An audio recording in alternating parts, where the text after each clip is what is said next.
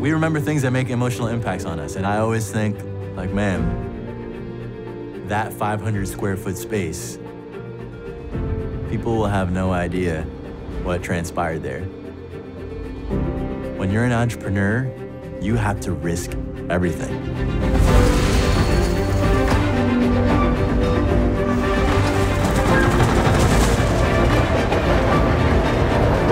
My pops was a presser and a dry cleaner.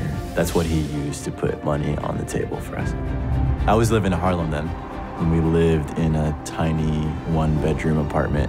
My pops, he said, son, living in this country makes it uniquely possible for someone who comes from circumstances I do to make something of it. When I was like 19, I was a doorman. And one of the more frequent complaints when I was a doorman was about their dry cleaner. Because in the morning when they'd leave for work, the cleaner was closed. And by the time they got back home late at night, the cleaner was also closed. So I thought that there was an opportunity there to create a mobile dry cleaner. But for the longest time, it felt like now wasn't the time. I was providing quite a bit for the family. My parents were nervous because an immigrant family does not move to the United States so that your son can clean people's dirty underwear. And it took me a while, but something clicked at some point. An entrepreneur, by definition, takes extraordinary financial risk. And I realized, oh, the opportunity cost of waiting is massive. Why not now? Shortly afterward, I quit my job to do it full time. But I told one resident in particular, and I said, well, what are you gonna go do? I said, well, I'm gonna start a mobile dry cleaning service. I said, you're gonna start a what? I said, I'm gonna start a mobile dry cleaner. Why? He said, dude, I've been in film and TV the past 25 years. We have yet to find a single dry cleaner that can meet our crazy demands. I told him I was gonna work harder than anyone he's ever worked with in his life. He looked at me and said, come up to upstate New York, bring a big ass truck. We're gonna load you up. This was my lucky break. I took it to my father. He pressed those garments so masterfully.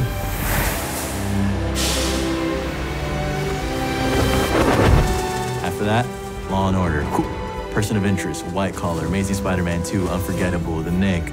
We dominated 90% of the film and the TV industry in New York City.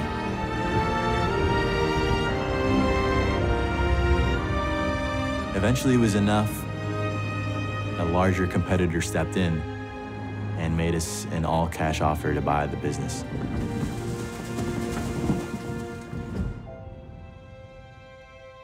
I didn't tell my parents when I was in negotiations because I didn't want to get their hopes up or anything. I said, hey guys, when we sat down, I wrote a check and turned around. I said, that's for you guys. I never would have thought that growing up with my pops pressing in a sweatshop that would give me an edge where I can then win over the film industry and it would never have occurred to me in my wildest dreams. But now looking back, I grew up in a situation that perhaps seemed less than ideal. But on the flip side of that coin, there's a world of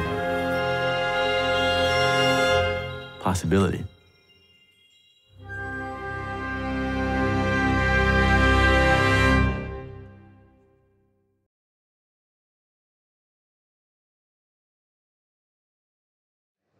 And now, ladies and gentlemen, the President of the United States. The first time I really got inspired was when John F. Kennedy talked about going to the moon. But why, some say, the moon? Why choose this as our goal? I was in elementary school. Everyone was glued to the TV. We choose to go to the moon in this decade and do the other things, not because they are easy, but because they are hard. Those words have always just rung in my ears. I can still hear it now.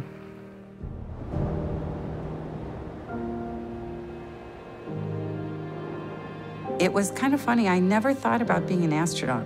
I was inspired to be in mission control, getting the data, processing it, live data coming down. I worked on the Galileo mission to Jupiter. the first one to get up close to all of the moons. Then I worked on the Cassini mission to Saturn.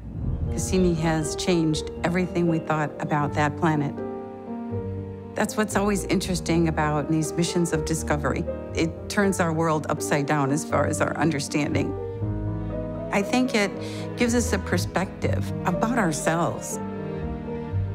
Where did we come from? Where are we going?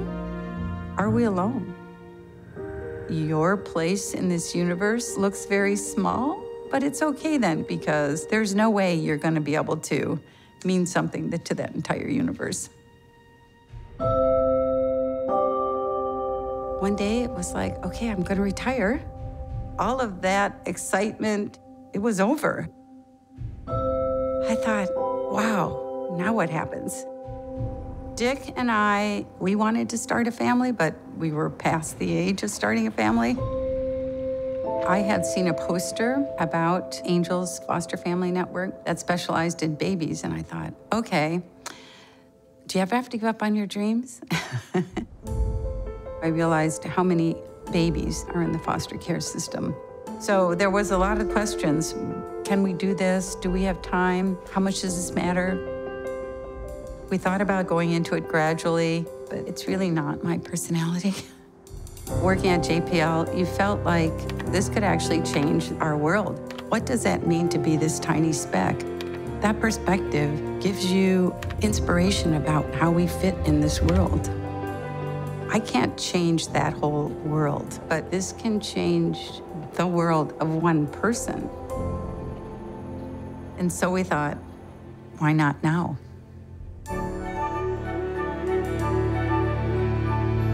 It was life-changing.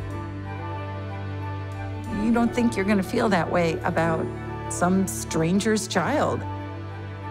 It was a sense of attachment that I didn't even know I had in me. You fight a little bit of this feeling like, well, you're the babysitter, but they are your kids. You are their world. When you see them looking at you as if they know you, that's when you feel, this is why I do this. It's gut-wrenching when you hand over this baby. It's like if you took your own baby and had to give it away. They don't have to remember us. They don't have to know who we are or what we did for them. So why do we do it? Well, we do it because it's hard.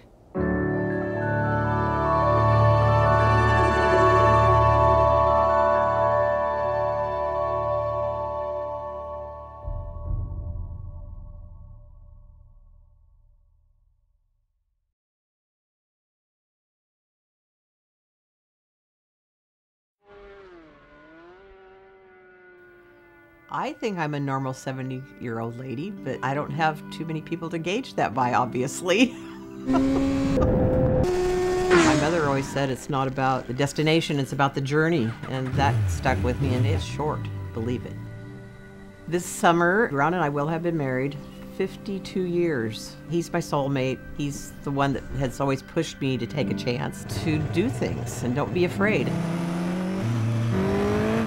I was 18 and he was 21, and we met at a party, and that was the end. We just had that attraction right across the room.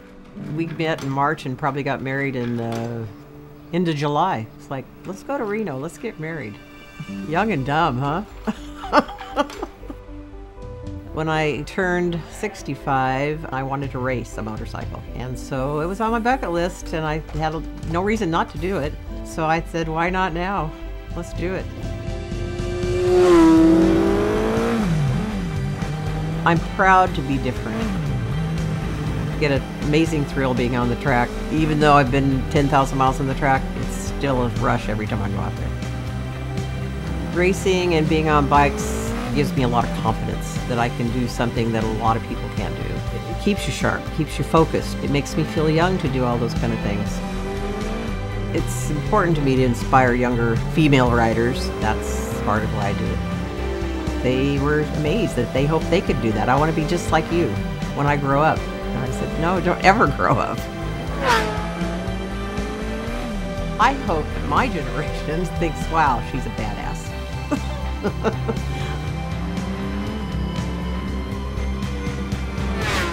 You need to make the most of your life. It really is short-lived. I mean, that's not a cliche. It's here today, gone tomorrow. So do what you want to do. Don't look back when you're older and say, I wished I would have done that.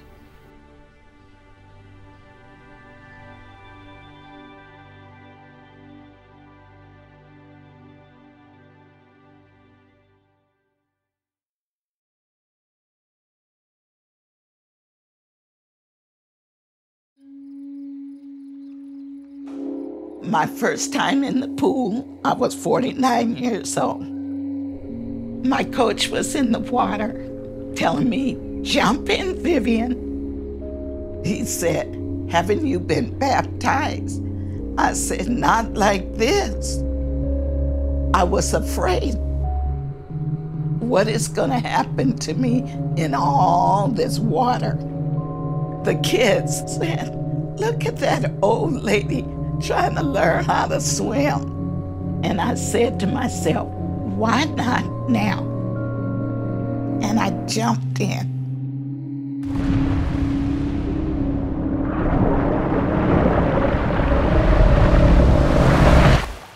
I heard that blind people can't swim.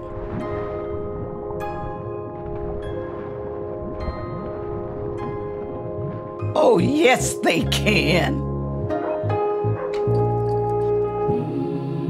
And here you are showing off your first medal at your first Senior Olympics. Oh, you were so proud of that. And now you have accumulated how many? 221. And still racking them up. Here's the LA Times article. Doctors warning made a champion of her. You took that warning and ran with it, didn't you? When I was 50, the doctor told me I was gonna die if I didn't lose the weight. I was 320 pounds. I had my teeth wired to lose weight. That was so dangerous.